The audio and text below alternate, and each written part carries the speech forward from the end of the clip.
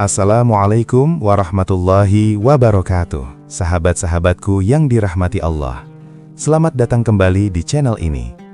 Pernahkah terfikir oleh kita, ada beberapa dosa yang meskipun sebenarnya besar di sisi Allah, seringkali kita pandang remeh, atau bahkan tidak menyadarinya sama sekali dalam kehidupan sehari-hari? Padahal, Nabi Muhammad SAW telah mengingatkan kita berkali-kali tentang bahaya dosa-dosa ini. Dampaknya bukan hanya di akhirat kelak, tapi juga bisa langsung terasa di kehidupan dunia kita. Hari ini, kita akan membuka tabir 5 dosa besar yang sering kita sepelekan. Dan percayalah, salah satunya yaitu dosa nomor 3, paling banyak dilakukan oleh kita tanpa kita sadari. Mari kita selami bersama, agar kita semua bisa menjadi pribadi yang lebih baik di matanya. Siap? Yuk kita mulai. Mengapa penting sekali bagi kita untuk mengenali dosa-dosa ini? Bukan untuk saling menghakimi, melainkan sebagai bentuk muhasabah diri, introspeksi. Rasulullah SAW bersabda, "Setiap anak Adam pasti berbuat dosa, dan sebaik-baik orang yang berbuat dosa adalah yang bertaubat." Namun bagaimana kita bisa bertaubat jika kita sendiri tidak menyadari bahwa kita sedang berbuat dosa? Seringkali, karena lingkup sosial atau kebiasaan, kita melihat sesuatu sebagai hal yang biasa saja. Padahal di mata syariat, itu adalah pelanggaran serius. Memahami dosa-dosa ini adalah langkah awal untuk memperbaiki diri, membersihkan hati, dan mendekatkan diri kepada Allah SWT. Tanpa pengetahuan ini, kita mungkin terus-menerus tergelincir dalam kubangan kesalahan yang bisa menghapus pahala dan memberatkan timbangan amal kita. Mari kita buka mata hati kita. Semoga Allah membimbing kita. Dosa besar pertama yang sering kita anggap sepele adalah syirik kecil, atau lebih sering kita kenal dengan riya.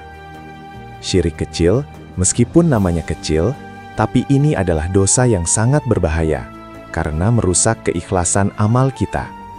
Riya adalah melakukan suatu ibadah atau perbuatan baik dengan tujuan agar dilihat, dipuji, atau didengar oleh orang lain, bukan semata-mata karena Allah. Contohnya, sholat yang diperlama saat ada tamu, bersedekah di depan umum agar disebut dermawan, atau berzikir dengan suara keras agar dianggap soleh. Padahal, Allah hanya menerima amal yang ikhlas dan murni hanya untuknya.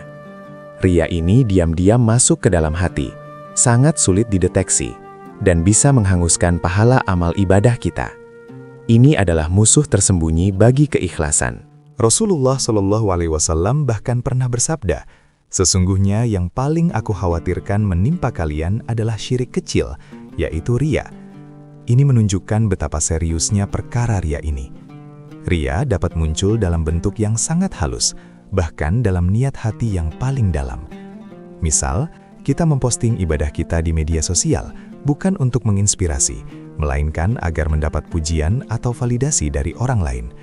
Atau, saat kita berdakwah, ada sedikit keinginan agar orang lain mengagumi kemampuan berbicara kita.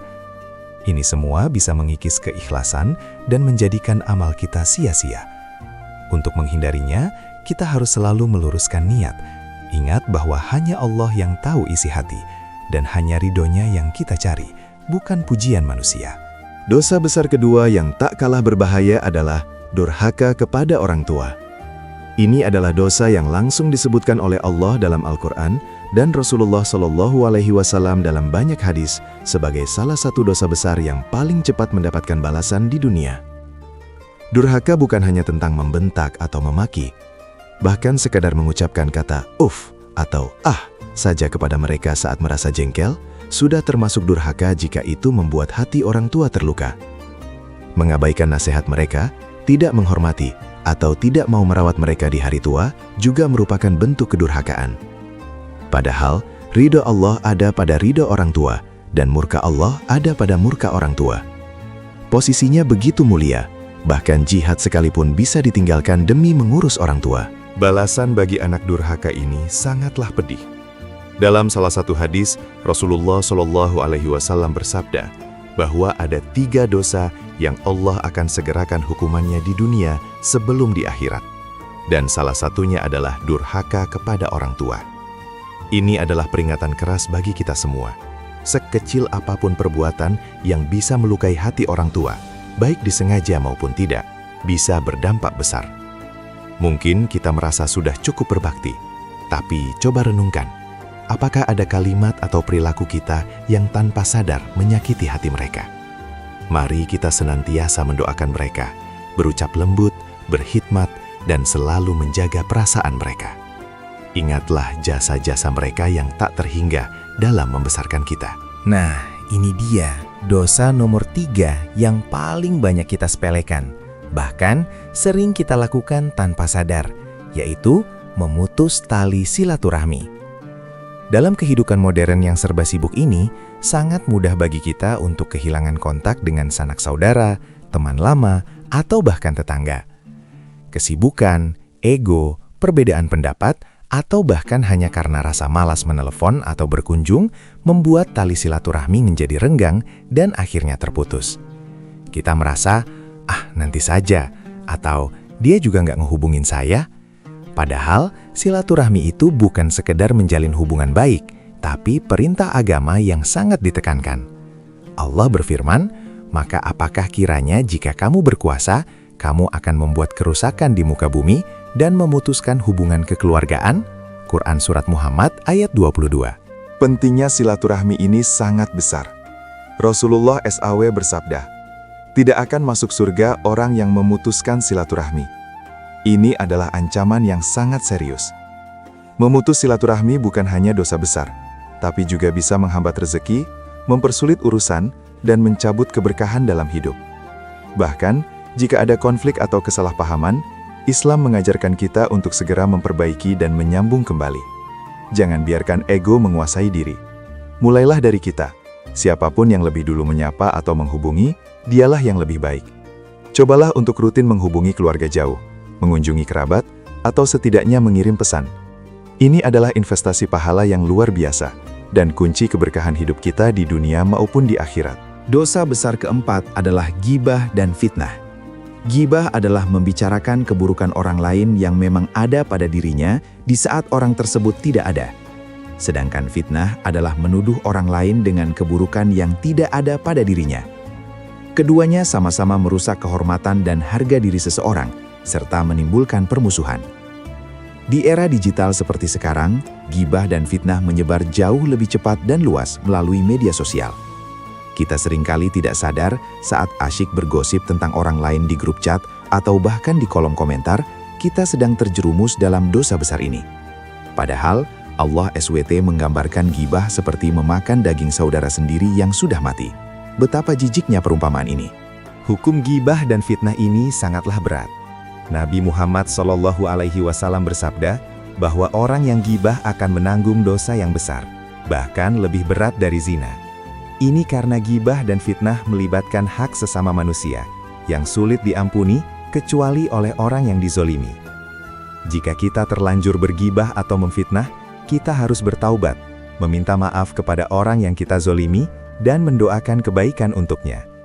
Kapanpun kita mendengar orang lain berghibah, usahakan untuk menghentikannya atau setidaknya menghindarinya. Mari kita biasakan lisan kita untuk berkata baik, berzikir, atau diam.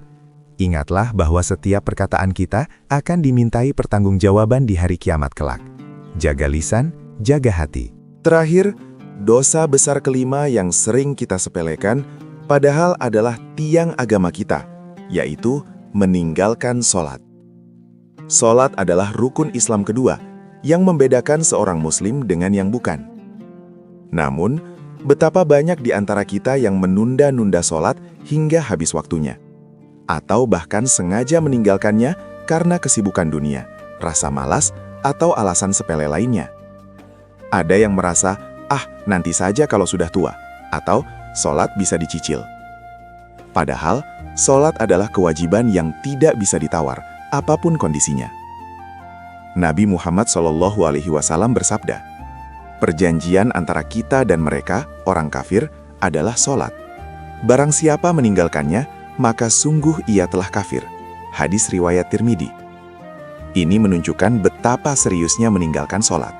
Meninggalkan sholat dengan sengaja adalah dosa yang sangat besar dan bisa menghapus amal kebaikan lainnya.